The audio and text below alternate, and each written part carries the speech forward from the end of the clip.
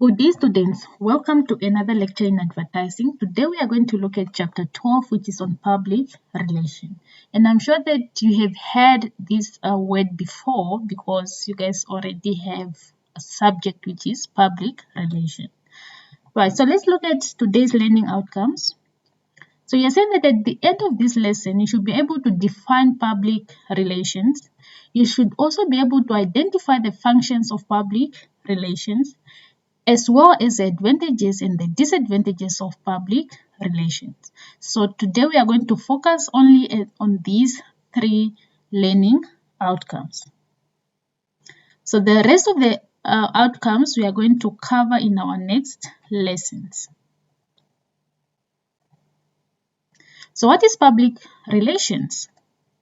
So you say that public relations, or also known as PR, involves a variety of programs designed to promote or protect a company's image or its individual products. So PR is usually unsponsored and unpaid, and it acts as synergistically along with advertising. So PR and advertising goes hand in hand together, or they back each other up. And you're saying that mostly a PR is unsponsored or it's unpaid because what most companies do, either give an interview and so on. You can just hire a PR practitioner or something. Then those people can just hook your company up with the media and so on. So it's not paid for. You don't actually pay for, let's say, for if you want your what, an article in the newspaper, you don't actually pay for the space of the advert in the newspaper. What you do is you get the media to write about your company, it's like news, or it's like an article instead of an advertisement. So it's actually a different, and it's not paid for.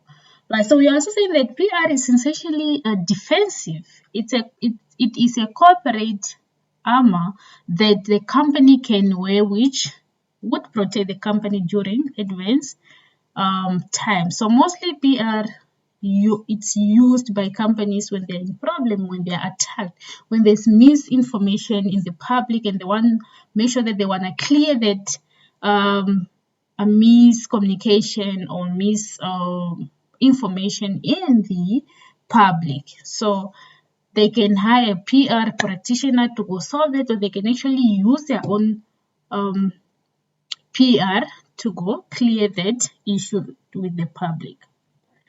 But so let's look at the functions of a PR. So you're saying it's actually to promote goodwill or the good image of the company. Mostly PR is used to maintain and to create that good image of the company.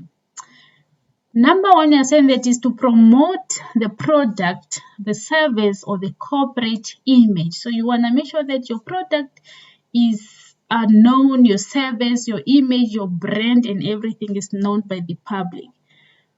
And it's also used as a corporate communication because mostly with PR, the information goes out there. It's like news, and everyone can hear information and so on. And we are also saying that PR can also be used as lobbying, which is actually lobbying is it's like a discipline within the public relation, where actually the intention of the activity is to inform or to influence the public policies and law. Right. And we are also saying that public relation also act as a counteracting negative publicity. You want to clear out negative publicity in the public, so you can actually use PR. It's one of the cheapest and effective and convenient form of marketing. Right, so let's look at advantages of public relations. So what are the benefits of public relation or PR? So you're saying that PR provides, number one, credibility. Since with public relation, it's not the company directly advertising or talking about their own product,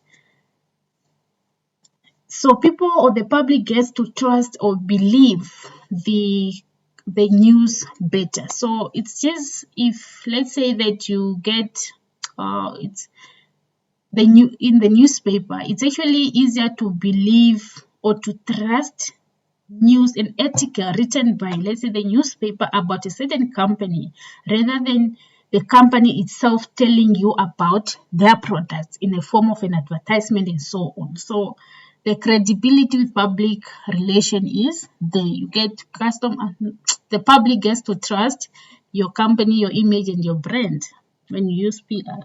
We also say that it's cost savings.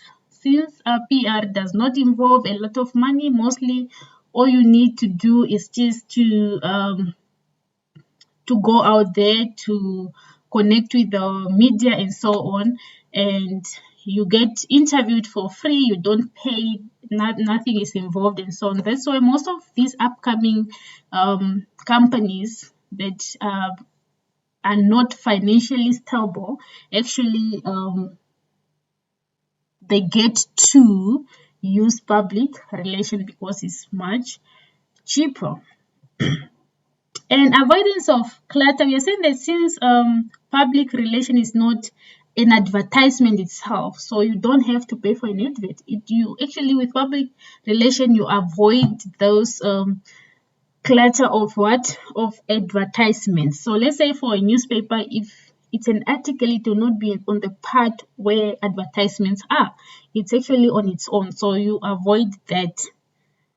And lead generation, you're also saying that with public relation helps the company to get leads or to get customer, to get new people, potential customers that they can focus, they can call and what. And that comes from interested parties through public relations. Then you are saying selectivity with public relation, you don't actually have to spend more and so forth. So it can focus or it can target a specific group of people. And image building, and this is actually the main purpose of a public relation. So it helps to build your image, to maintain it, and so on. So these are the benefits or the advantages of public relations. Right, so let's look at the disadvantages of public relation. So we are saying that public relation there's lack of control over the media. So you don't actually have control of what the media is going to talk about or what they are going to put in an article and so. So let's say they just interviewed you and now they have to go write an article. So you don't have actually that control to say don't write this and that and that. They actually just write according to how you have or how they have taken the information from you. Right. And it's difficult to tie in slogans or other advertising devices. So with PR, it's very difficult to make sure that your slogan, your whatnot is tied in and so on.